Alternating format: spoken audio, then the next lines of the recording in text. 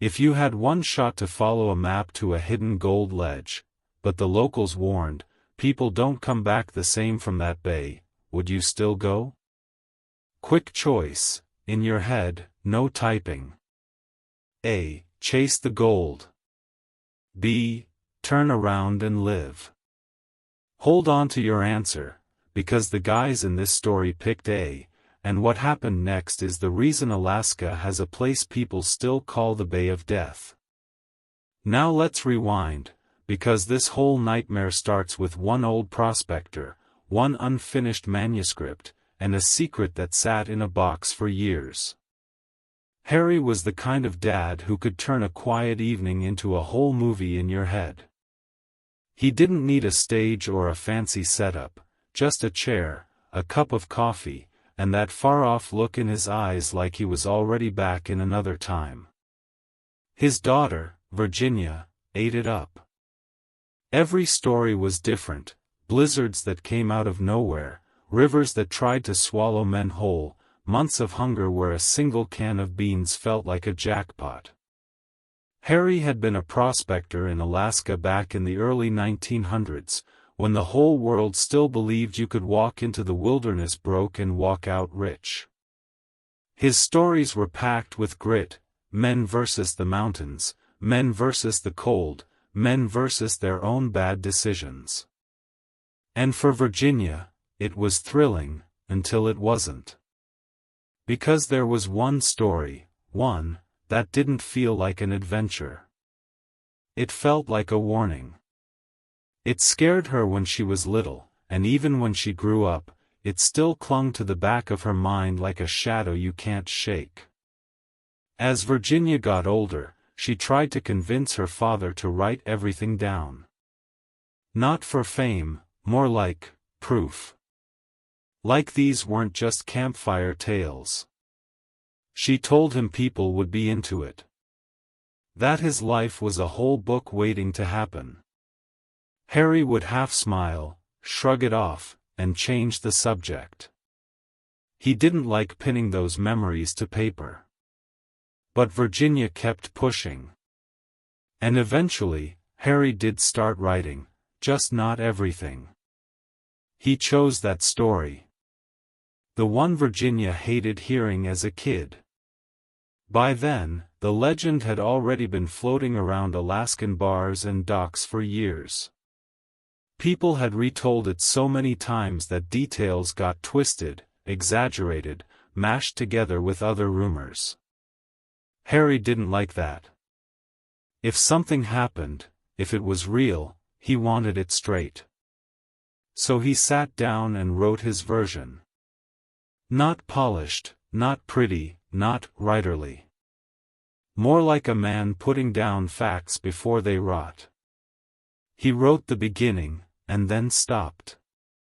The pages ended up boxed away with old gear and papers. After Harry passed, that box got moved, stacked, forgotten, until his wife, cleaning through his things one day, stumbled on it. Inside were the handwritten pages. She gave them to Virginia. Virginia read them like she was 10 years old again, wide-eyed, tense, heart-thumping.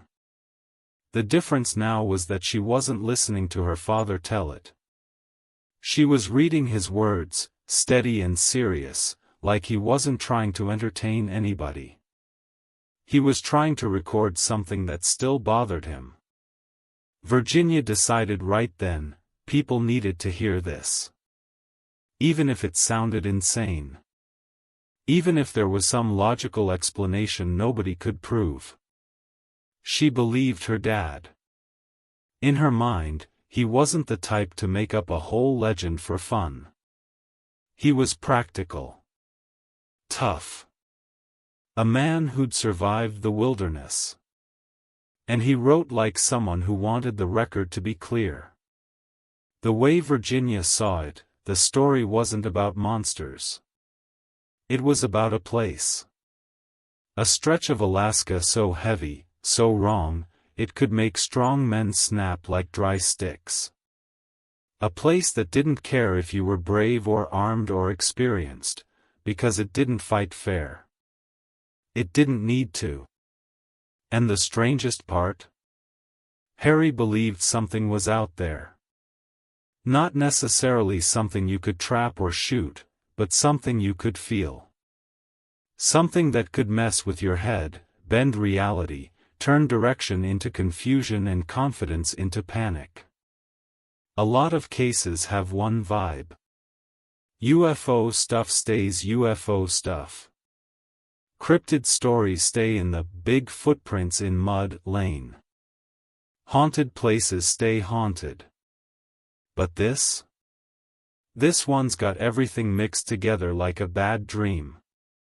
You've got gold prospectors chasing fortune. You've got rumors of little creatures up in the mountains, tiny, hairy, nasty things people compare to devils or monkeys. You've got men hearing voices in the rain.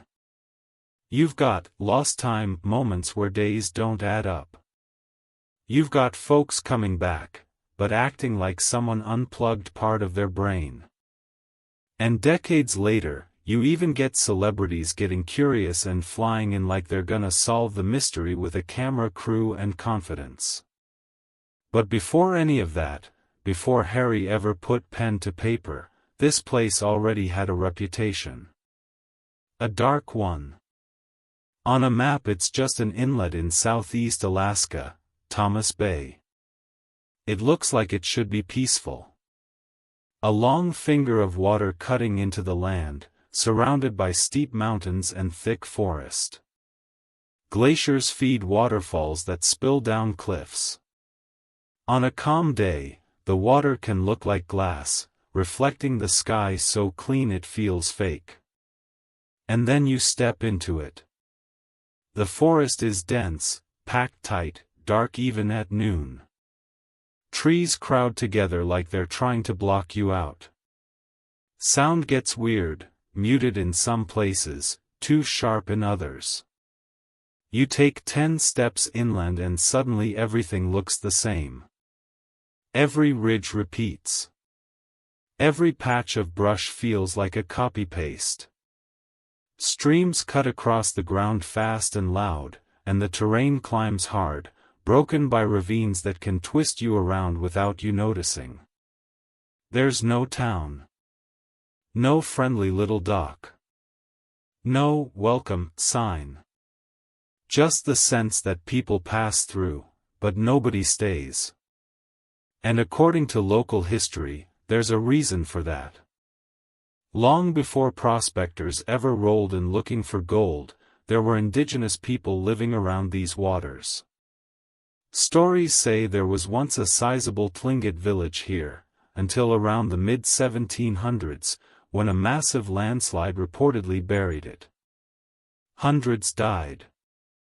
Whether every detail of that event is perfect or not, the point is this: after tragedy, places get marked.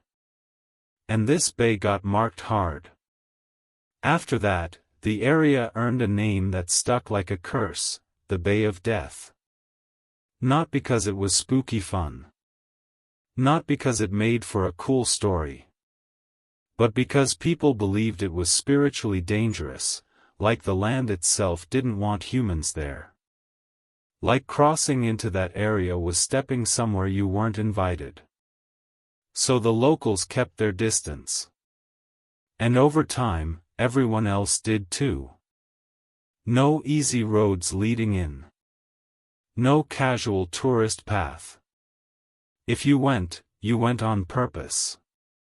But the outside world didn't see Bay of Death. They saw untouched wilderness. And to desperate men hunting for gold in the early 1900s, that kind of wilderness wasn't a warning. It was an opportunity. By 1900, the big gold rush energy was fading, but the dream wasn't dead. There were still men scattered across Alaska and Canada, broke, stubborn, hungry, trying to find the next strike that would flip their whole life. That's where our story really kicks off. Springtime, around April, in a small Alaskan settlement south of Thomas Bay. For prospectors, hard men, the kind who slept rough and didn't complain, were sitting around in a shack. Think, cold wood walls, damp clothes, gear piled in corners, the smell of smoke and wet earth. Then one of their partners, let's call him Charlie, bursts in like he just hit the lottery. He's wired, eyes bright, talking fast. Charlie tells them he met an older native man who had a chunk of quartz so thick with gold it looked unreal. Charlie had been begging him for the location, but the man didn't want to say. Not at first. Eventually, after Charlie wouldn't let it go, the man gave him directions, specific ones. Head north to Thomas Bay. Camp by a river in the right spot. Travel inland. Look for a river or lake with a distinct shape, like a half moon. The gold would be near there. Now, you have to understand, for guys like these, a lead like that was like oxygen. They were broke. Desperate. Every day in Alaska cost money and energy. A real lead could save them. So they made a plan. In May, Charlie would go first. He'd travel light but bring enough supplies for a long push, months, if he had to. If he found signs of real gold, he'd come back quick and the others would follow. If he didn't return by a set time, they'd consider a search. Simple. Clean. And absolutely the kind of plan that turns into a nightmare. Because Charlie didn't stay gone for months. He came back fast. Way too fast. And when he showed up again, he didn't look like a man who'd just found fortune. He looked like someone who'd seen something he couldn't explain, and didn't want to ever explain again. His coat was gone. His hat missing. He looked exhausted in a way sleep doesn't fix. Without much talk, Charlie drops a chunk of quartz onto the table. Gold sparkled inside it. Real gold. The room goes dead quiet, because suddenly this isn't rumor anymore. This isn't a maybe. Charlie found something. But Charlie didn't celebrate. He didn't grin. He didn't slap backs and start planning the next run. He just asked for food, and then crashed like his body finally gave up. And that's where we'll stop part 1, because the next morning, Charlie finally talks. And when he does, he tells them why Thomas Bay isn't just hard country. It's devil's country. In part 2, Charlie explains what he saw up on that ridge. Something small, fast, foul-smelling, and way too human. And once you hear what chased him down the mountain, you'll understand why he walked back into that shack with gold in his hand, and fear in his eyes.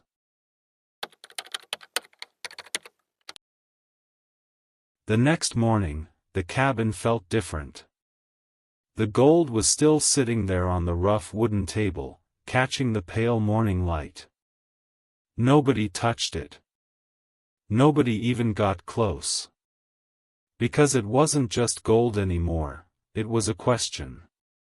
Charlie was awake before the others. He sat quietly, staring at nothing, like his body was there but his mind was still somewhere far north. He looked worse in daylight. Pale. Drained. Like something had reached inside him and taken more than just his strength.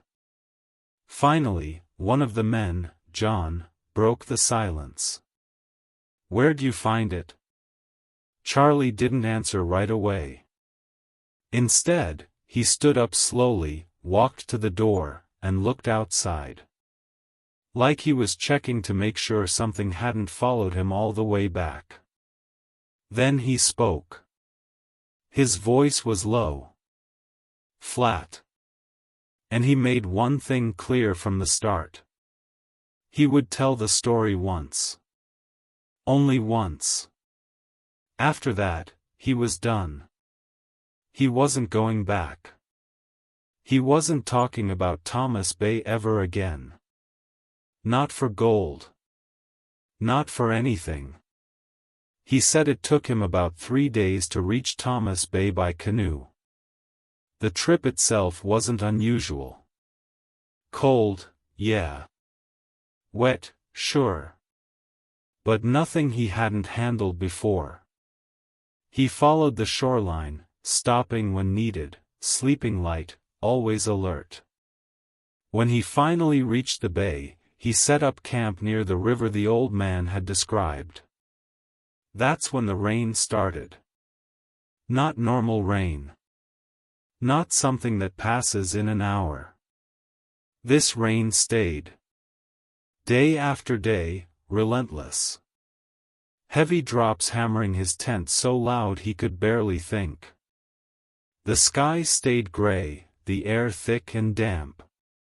Charlie was stuck inside, waiting it out, with nothing but his own thoughts and the constant roar of water around him. He lost track of time. Up there, without sun or clear sky, days blur together fast. Eventually, the rain eased enough for him to move. He started searching inland, trying to find the landmarks the old man described. Rivers, ridges, anything shaped like a half-moon. But something felt off. Charlie had spent years in the Alaskan wilderness. He knew what it was supposed to feel like. There should have been animals. Birds. Movement. But here? Nothing.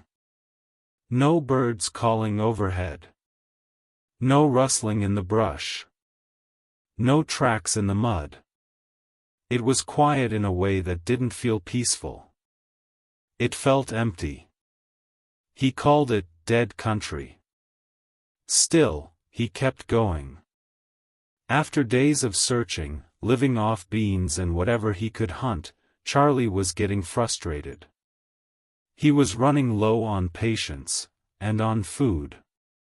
One morning, he spotted a grouse perched along a ridge. Finally, something alive. He raised his rifle and fired. The bird dropped, tumbling down the slope. Charlie climbed down to retrieve it. That's when he saw it. Not the bird. The rock.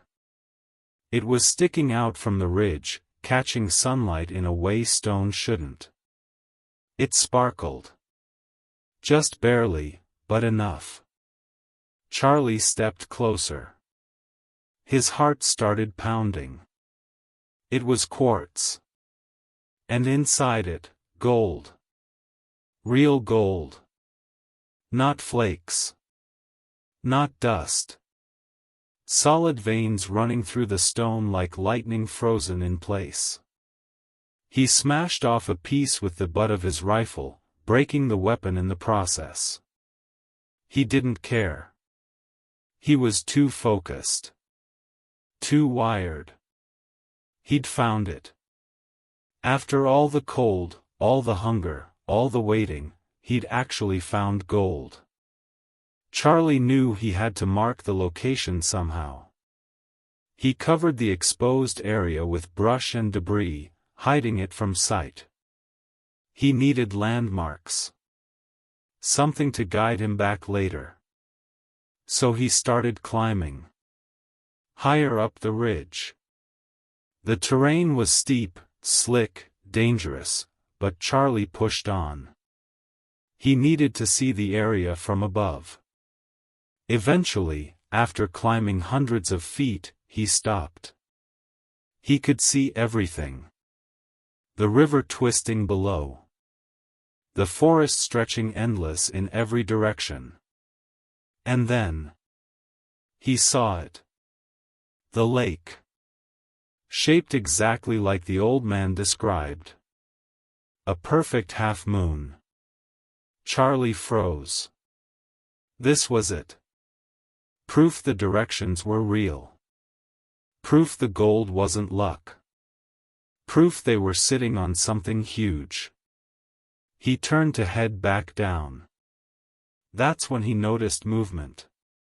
At first, his brain didn't process it. Just motion along the slope below. Then he focused. And his stomach dropped. They looked like people. But small. Too small. Maybe 3 feet tall. Covered in long, dirty hair. Their skin, where he could see it, looked wrong. Sick.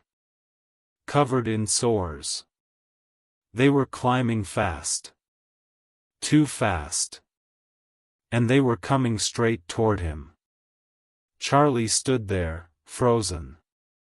His brain trying to catch up with what his eyes were seeing. They moved in a way that wasn't animal. But wasn't fully human either. Then he heard them. High-pitched sounds. Not words. Not animal cries. Something in between. Shrill. Disturbing. And the smell hit him. Rotten. Like decay. Like something that had been dead too long. One of the creatures reached the ridge edge. It stretched out its arm. Its fingers were long. Too long. Reaching for him. That snapped Charlie out of it. He swung his broken rifle like a club, hitting the thing. It let out a sharp, unnatural scream. Charlie didn't wait. He turned and ran. Down the ridge. Slipping. Sliding. Heart hammering. Behind him, he heard them. Chasing. Multiple footsteps. Fast. Closer than they should have been. He didn't dare look back. Didn't dare slow down. Branches tore at his clothes. His lungs burned. His mind screamed one thing. Get out. Get out. Get out. Then. Nothing. His memory went black.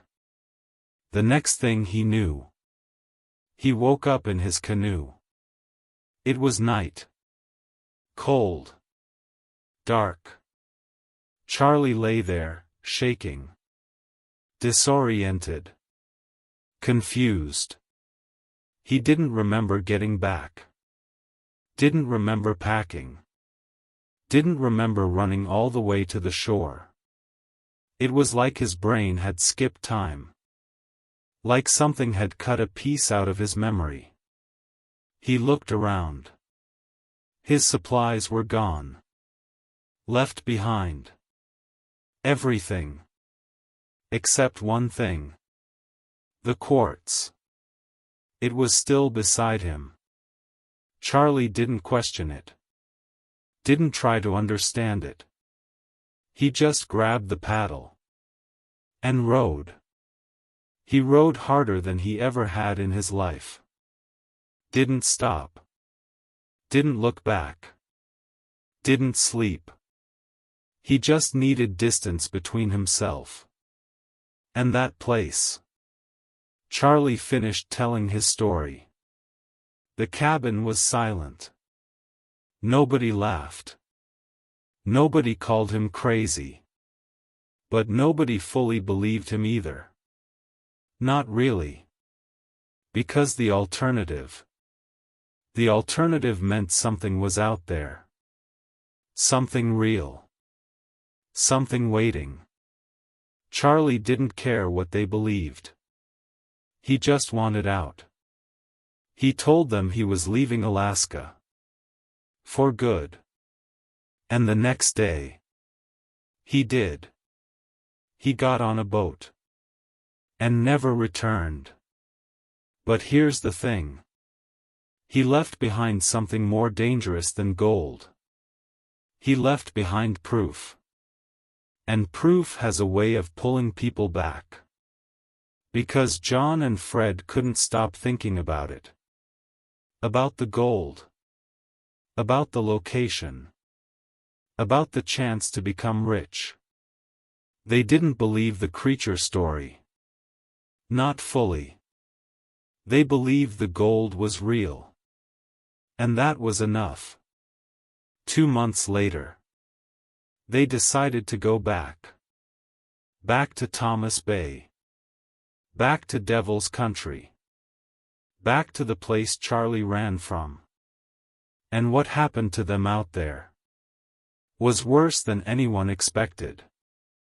In Part 3, John and Fred follow Charlie's path into Thomas Bay, but only one of them comes back the same. The other returns, talking to something no one else can see.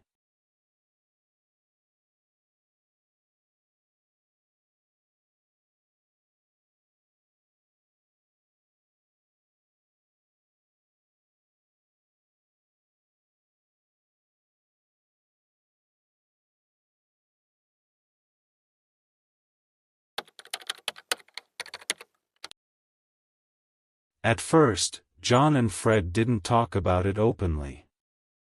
Not because they weren't interested, but because saying it out loud made it real. Charlie was gone. Back to civilization. Back to safety. But he'd left behind 2 things they couldn't ignore, the gold, and the directions. The gold was enough. Men like John and Fred didn't spend years freezing, starving, and risking their lives just to walk away from a confirmed strike. They'd seen the quartz with their own eyes. They'd held it. Felt its weight. That wasn't imagination. That was opportunity. And opportunity like that didn't come twice.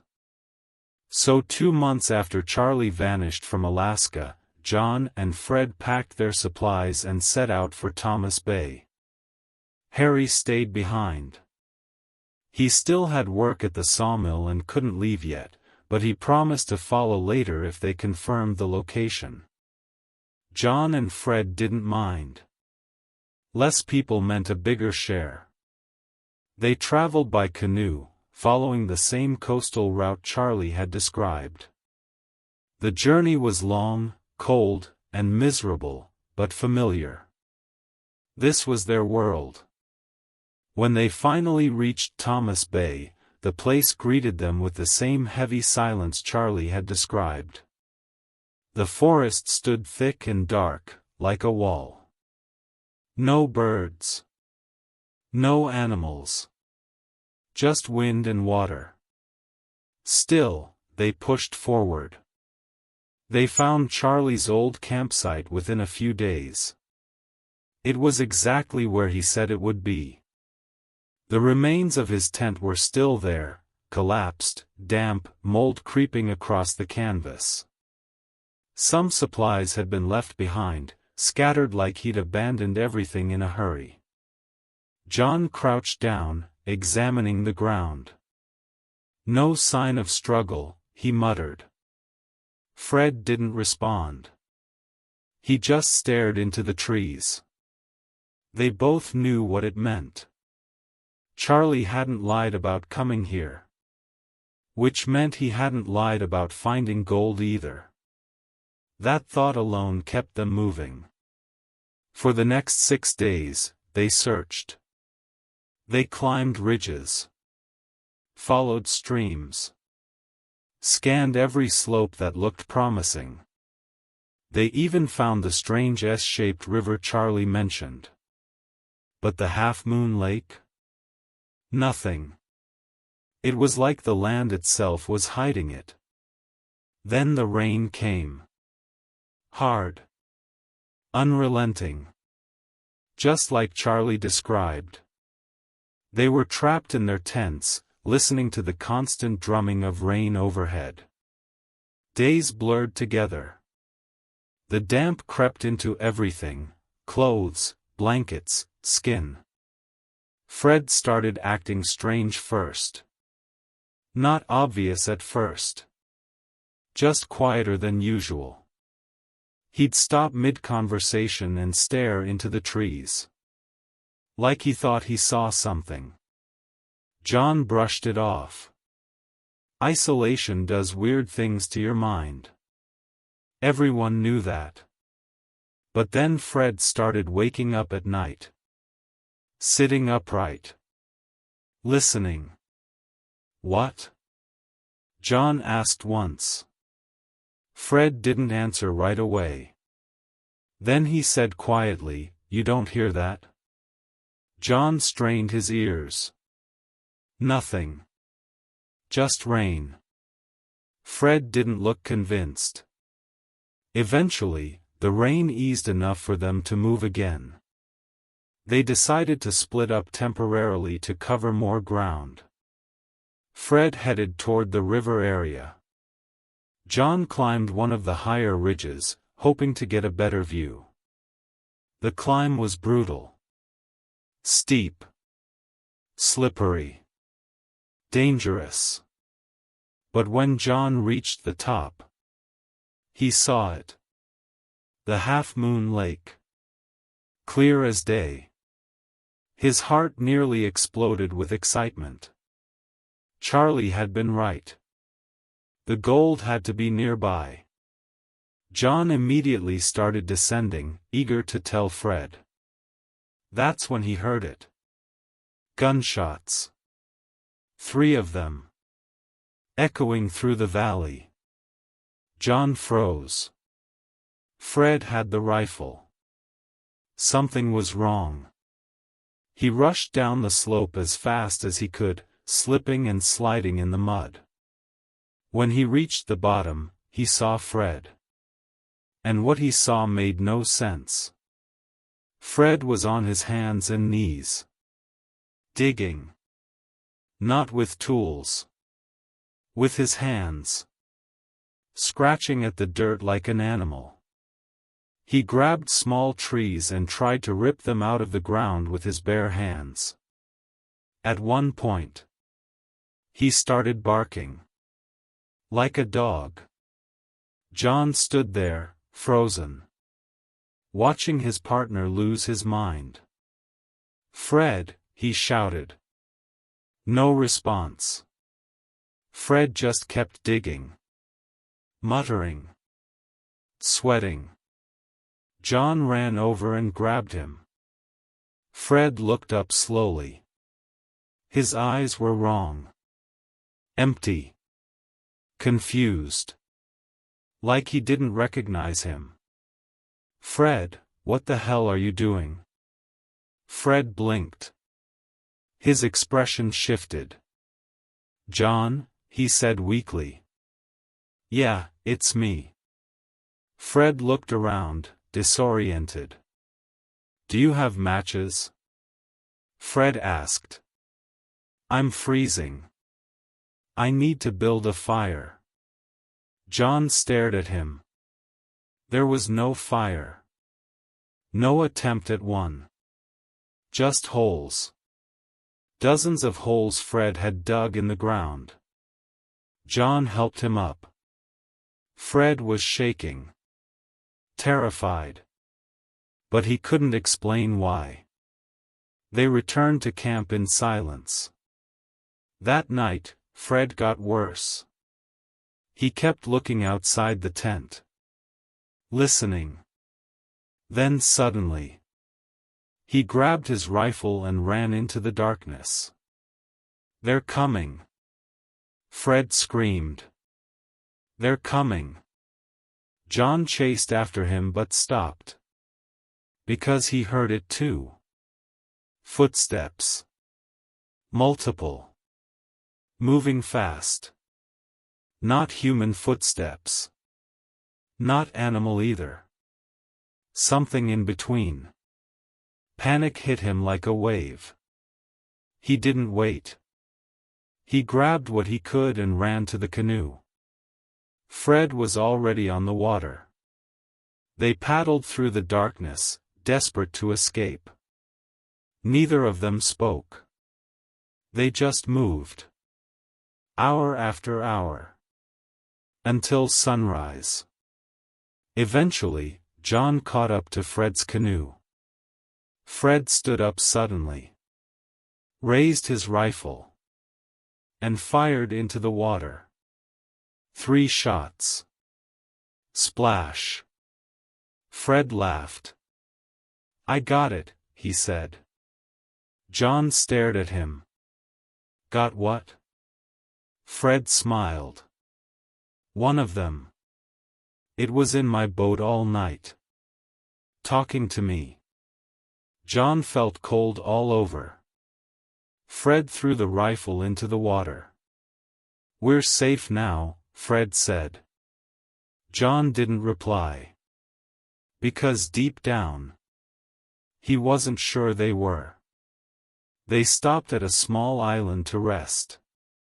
When Fred woke up, he was normal again. Calm.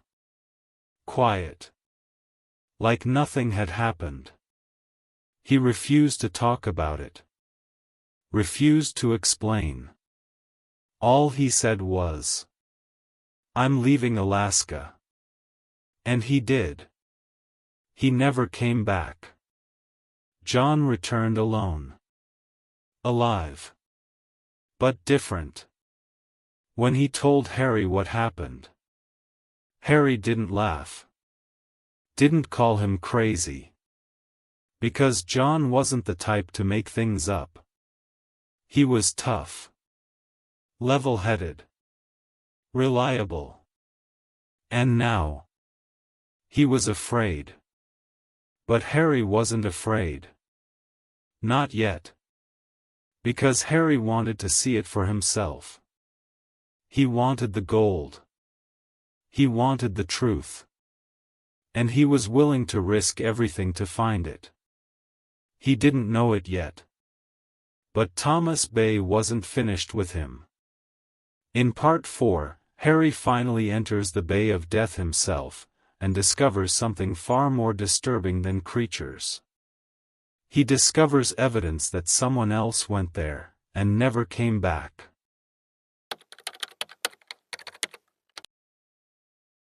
After hearing what happened to Fred and John, most men would have walked away. They would have taken the warning for what it was. A sign. A second chance. But Harry wasn't most men. He couldn't let it go. The gold was real. That much had been proven. Charlie found it. John confirmed the landmarks. The half-moon lake existed. Everything lined up. Except the part about the creatures. Harry didn't fully buy that. Not yet. In his mind, there had to be a logical explanation. Isolation could break a man. Fear could twist the senses. Rain, cold, hunger, it all messes with your head. He'd seen strong men crack before. But gold? Gold was real. And that was enough to pull him back. His first return to Thomas Bay was cautious. He and John traveled together, both older now, more experienced. The weather wasn't as brutal this time. They managed to recover some of the supplies left behind from earlier trips. Nothing unusual happened. No creatures. No voices. No madness. Just forest. Just water. Just silence. John saw that as confirmation. Harry saw it as unfinished business. Because they still hadn't found the gold ledge. Years passed. But the thought never left him. Thomas Bay stayed in his head like an itch he couldn't scratch. Eventually, Harry went back again. This time during summer. The conditions were better. Clear skies. Longer daylight. Less rain. He and John searched for days. They found the half-moon lake again. Standing at its edge, Harry felt something he couldn't explain. Not fear exactly. More like pressure. Like being watched. John noticed it too. You feel that?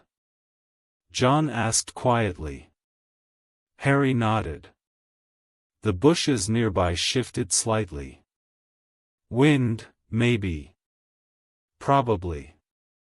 Still, neither of them stayed long. They returned to camp before nightfall. That night, Harry woke suddenly. A sound had pulled him out of sleep. It was faint. Somewhere between a squeak and a cry. Not loud. Not aggressive. Just wrong. John heard it too. Neither of them moved. They just listened. Waiting. Eventually, the sound faded. Morning couldn't come fast enough. John refused to stay any longer. He left Thomas Bay and never returned again. But Harry? Harry wasn't done. Not yet. His obsession with the place only grew stronger. Years later, he returned alone. That was his biggest mistake. He arrived at the bay in calm weather. The water was smooth, reflecting the gray sky like a mirror. Everything looked peaceful. Too peaceful. He stepped onto the shore carefully, scanning the area. That's when he saw it. A tent. Sitting alone near the beach. Harry froze. He hadn't expected to see anyone else out here. He approached slowly. The tent was old. Damp. Partially collapsed. But it wasn't abandoned in the usual way. Inside were supplies. Cooking gear. Clothes. Even food. A piece of cooked bacon hung from a line. It hadn't been eaten. It hadn't been packed away. It had just been left. Like whoever owned it had stepped away for a minute. And never came back. Harry stepped outside. Looked around. No footprints. No tracks. No boat leaving. But there was a boat still there. Pulled up on shore. That made no sense. If the man left, he would have taken the boat. If he stayed, he would have been here. But he wasn't. It was like he'd vanished. Harry didn't stay long. Every instinct told him to leave. He returned to civilization and reported what he'd found. Search parties went back. They found nothing. No body. No clues. No explanation. Just an empty tent. And silence. The man was never seen again. Most people would have taken that as the final warning. Harry didn't. He went back again. This time with another prospector. A large Norwegian man named Ole. Ole was tough. Strong. Not easily shaken. Exactly the kind of partner you'd want in a place like this. They reached the half-moon lake without incident. Set up camp. Built a fire. Everything felt normal. At least at first. The next morning, Harry woke up early. He started preparing breakfast. Ole sat nearby. Quiet. Too quiet. Harry tried making conversation. No response. Finally, Ole spoke. We should leave. Harry frowned. Why? Ole shook his head. I don't feel right here. Harry was frustrated. They'd just arrived. They hadn't even started searching yet. But he knew that tone. He'd heard it before. From Charlie. From Fred. From John. So they packed up. Returned home. End of story. Or at least, it should have been. Because when they got back, something didn't add up. Harry casually mentioned how strange it was that Ole wanted to leave after only one night. Ole looked confused. What do you mean one night? Ole asked. Harry frowned. That's how long we were there. Ole stared at him. No, he said slowly. We were there for weeks. Harry laughed nervously. That's not possible. Ole didn't laugh. He was serious. Completely serious. He described days of searching. Climbing ridges. Exploring the area. All things Harry didn't remember. Not even a little. To Harry, it had only been one night. To Ole, it had been weeks.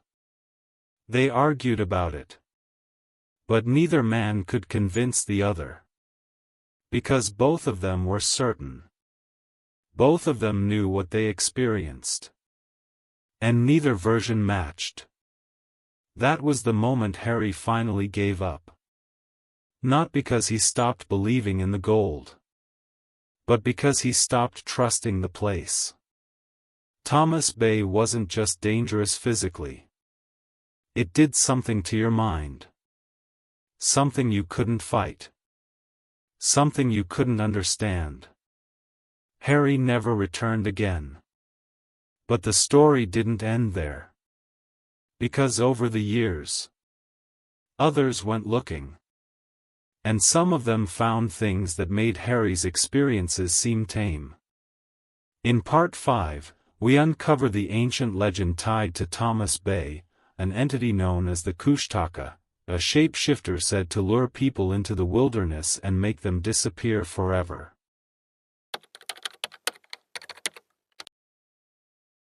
By the time Harry Culp finally walked away from Thomas Bay for good, the place had already taken something from him. Not his life. Not his sanity. But something harder to explain. Certainty. Because no matter how much he tried to rationalize it, no matter how many times he told himself it was isolation, exhaustion, or simple bad luck, there were moments he couldn't explain. The missing time. The abandoned tent. The way strong men broke down mentally after only days in the area. And the feeling. That constant, invisible pressure. Like the land itself was watching. Harry wasn't the only one who carried that feeling back with him. Over the years, other prospectors, hunters, and trappers ventured into Thomas Bay. Most came back empty-handed. Some came back shaken. And a few never came back at all. But long before any of them arrived, the people who lived near those waters already knew something was wrong. They just didn't call it Thomas Bay. They called it something else. Something older. Something with meaning. According to Tlingit folklore, the forests and shorelines of southeast Alaska were home to something known as the Kushtaka. The name translates loosely to land otter man. But that translation doesn't do it justice. Because the Kushtaka wasn't just an animal. And it wasn't just human. It was something in between. A shapeshifter. A trickster. A thing that could appear as whatever it needed to be. Sometimes it looked like a man. Sometimes like an animal. Sometimes something wrong. Something that didn't fully belong in either world. The Kushtaka was said to live near water. Remote shorelines. Quiet bays. Places where people were alone. Places like Thomas Bay. The stories said it could mimic sounds. A crying baby. A familiar voice. Someone calling your name. It used those sounds to lure people deeper into the wilderness. And once you followed, you didn't always come back. Or if you did, you came back different. Confused. Broken. Changed. Now here's the thing. Harry never used the word Kushtaka. He never claimed to see shapeshifters. But the patterns were there. Men hearing voices. Men losing time. Men acting like their minds had been unplugged. And those small, hairy creatures Charlie described. They didn't match any known animal. Not bears. Not wolves. Not anything documented. They moved wrong. They behaved wrong. They smelled wrong.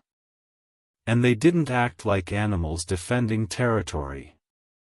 They acted like something else entirely. Something aware. Something intentional. Still, not everyone believes in creatures or entities. So over the years, more grounded explanations were suggested. One of the most common was psychological breakdown. The Alaskan wilderness isn't just remote. It's overwhelming. Thick forests block visibility. Rain traps you in isolation. The terrain twists and repeats itself, making navigation confusing even for experienced outdoorsmen. When you're alone long enough, your brain starts filling in the gaps. Shadows look like movement. Sounds feel closer than they are. Your instincts turn against you. Paranoia creeps in. Hallucinations become possible. Especially when you're exhausted, hungry, and afraid. Another theory involved environmental contamination. Some researchers speculated that mineral deposits in the area, possibly arsenic or other heavy metals, could contaminate water sources. Long-term exposure to those elements can cause neurological symptoms. Confusion. Memory loss. Paranoia. Even hallucinations. If prospectors drank untreated water while already weakened, it could explain their behavior. But that theory had problems. Not everyone was affected the same way. Harry visited multiple times and never hallucinated creatures. Ole experienced weeks of time that Harry didn't remember. Fred completely lost his grip on reality, but recovered quickly after leaving. If it was poison, why did it affect everyone differently? Why did it stop so suddenly once they left the area? Others suggested misidentified wildlife. Maybe bears. Maybe otters. Maybe something glimpsed briefly in poor visibility. But that explanation didn't account for everything either. Animals don't mimic voices. Animals don't cause missing time. Animals don't make men abandon everything they own and disappear without a trace. And animals don't explain the abandoned tent. The bacon left hanging. The boat still on shore. That man didn't leave voluntarily. Something interrupted him. Something unexpected. Or something he couldn't escape. The simplest explanation, of course, was exaggeration. Stories grow over time. Memories shift. Fear reshapes details. What starts as confusion becomes legend. What starts as isolation becomes monsters. It's possible. Even likely. But here's the part that keeps the mystery alive. Even when you strip away the creatures. Even when you ignore the folklore. Even when you assume every supernatural element was imagined. One fact remains. Thomas Bay changes people. Consistently. Repeatedly. Men who entered confident came back afraid. Men who chased gold left everything behind. Men who spent days there lost weeks. And some never came back at all. That pattern alone is enough to make you wonder. Because Alaska is full of wilderness. Thousands of remote locations. Thousands of bays, forests, mountains. But Thomas Bay stands out. Not because of proven monsters. Not because of confirmed disappearances. But because of how consistently it unsettles people. Even today, visitors report strange feelings. Disorientation. Unease. The sense of being watched. No evidence. No proof. Just instinct. And instinct exists for a reason. Harry Culp never claimed to have all the answers. He never claimed his story proved anything supernatural. He simply recorded what happened. What he saw. What others experienced. And what he couldn't explain. His daughter Virginia made sure the story survived. Not to prove monsters exist. But to preserve the warning. Because maybe the truth isn't about creatures. Maybe it's about the place itself. Maybe Thomas Bay is one of those rare locations where something about the environment, physical or psychological, interacts with the human mind in ways we don't fully understand. Or maybe it's exactly what the old stories said it was. A place humans were never meant to stay. A place that doesn't welcome visitors. A place that pushes people away. And sometimes doesn't let them leave at all. Thomas Bay still exists. Quiet. Remote. Unchanged. The half-moon lake is still there. The forests still stand. The water still reflects the sky. And somewhere in that silence, the truth remains buried. Waiting. Just like the gold. Because the scariest part isn't what Charlie saw. It's the possibility that whatever was there is still there.